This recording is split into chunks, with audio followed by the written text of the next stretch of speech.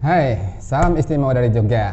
Teman-teman, ini adalah video yang sedikit agak terlambat. Ya, kita mohon maaf karena tidak bisa upload sesuai yang saya janjikan kemarin. Ada beberapa kendala, terutama saya ya, karena sudah berumur kali ya, sakit flu.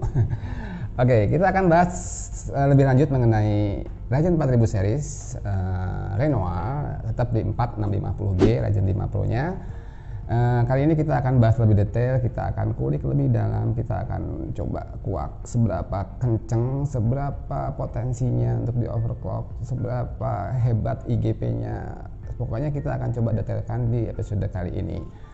Oke, kita mulai dulu dari sisi prosesornya. Secara spesifikasi, mungkin teman-teman juga tahu ya, ini mirip banget dengan Ryzen 5 3600. 6 core, 12 thread, 7 nano, Zen 2. Ya, benar-benar sama secara spesifikasi umum. Terus bedanya di mana? Ya, ada beberapa detail perbedaan, terutama di clocknya. Si Renoir ini relatif lebih tinggi clocknya dibandingkan Matis Ryzen 5 3600. Di base clocknya beda 100 MHz dan di maksimum boostnya juga berbeda. Nanti kita tabel detailnya bisa kita lihat di samping. Begitu juga dengan cache memorinya, Renoir lebih sedikit daripada Matis. Oke, kita akan coba bandingkan performance-nya. Lebih kencang mana sih Ryzen 5 3600 atau Ryzen 5 Pro 4 650G? Untuk itu kita akan menggunakan satu software benchmark aja biar cepat. Cinebench Series 20 yang memang benar-benar software ini adalah CPU intensif, ini adalah simulasi render. Gak usah lama-lama, menang mana, kekencangan mana, yuk kita lihat bareng-bareng. Oke, ini adalah dua prosesor yang akan kita uji, Ryzen 5 3600 Matis dan AMD Ryzen 5 Pro 4 650G Renoir.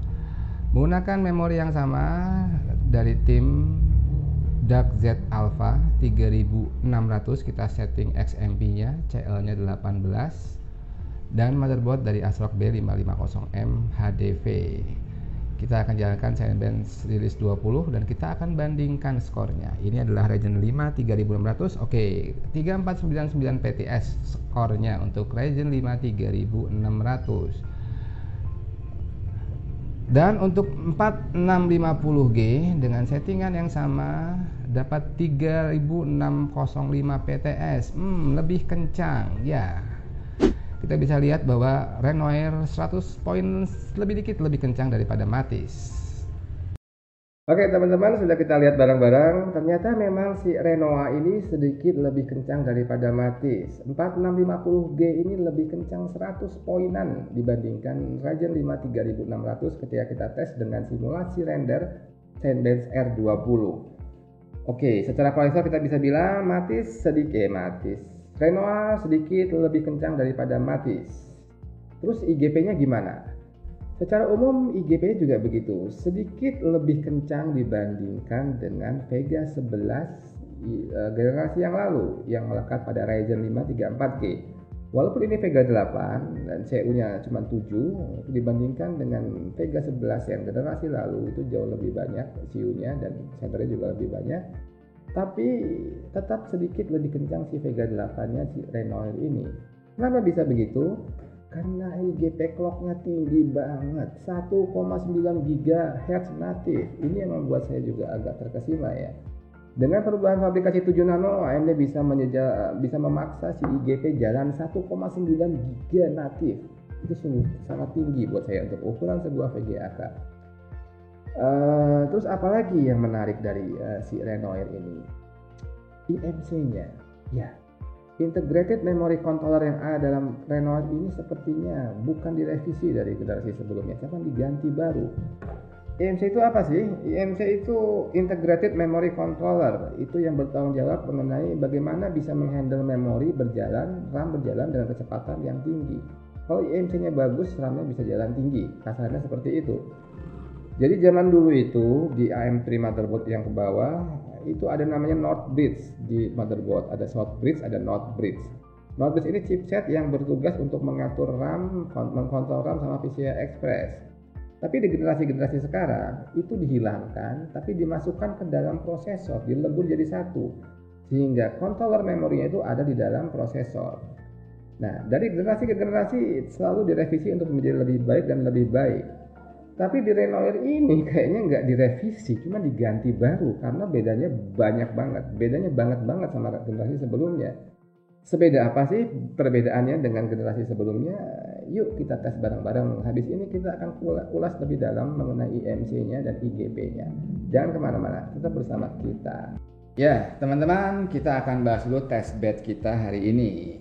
Saya menggunakan Ryzen 5 Pro 4650G dengan pendingin bawaannya Ryzen P2, Ryzen 7, AMD Bright Prism RGB. Nggak penting RGB-nya, kita coba butuh performa cooling yang lebih bagus dari standarnya ya.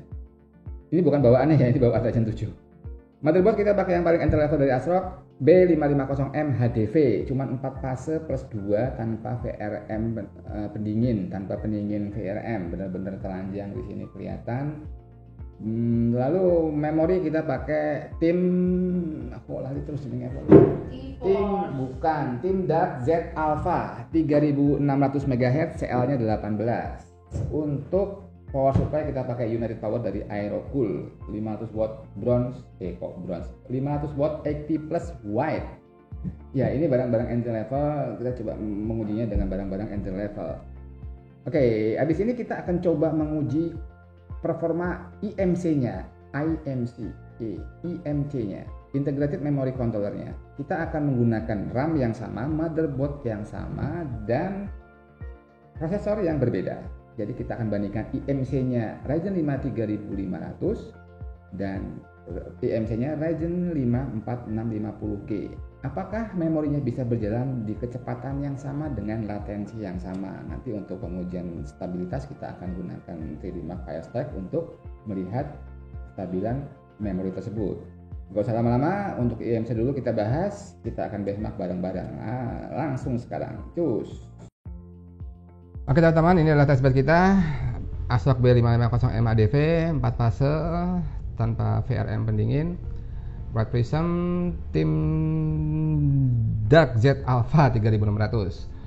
Oke, saya sudah coba-coba tadi tidak bisa di 3600 kita mencapai 4000 MHz dengan CL18, maksimal cuma di 3933. Kalau kita masa di 4000 MHz harus CL20.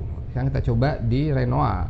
Renoir bisa sampai 4533 CL18 dan kita coba tes kestabilannya. 4533 CL18 di Renoir ini bisa lolos Science R20 dengan ada sedikit peningkatan dibandingkan dengan 3600 CL18 natifnya. Lalu di 3D Mark Firestack juga lebih tinggi lagi peningkatannya karena menggunakan IGP yang sensitif sama kecepatan memori, bisa sampai 300 poin. Peningkatan kecepatannya dari 3600 ke 4533 dengan CL18. Ya, beda banget kan? Ya, beda banget. Di 3600 saya sangat kesusahan untuk menjalankan si mana sih? Dark Z Alpha ini di 4000 CL18. Nggak bisa, susah, harus CL20. Tapi di Renoir saya bisa benchmark di 4533 MHz CL18 dengan memori yang sama, dengan RAM yang sama, prosesor yang berbeda, IMC yang berbeda, hasilnya berbeda sekali.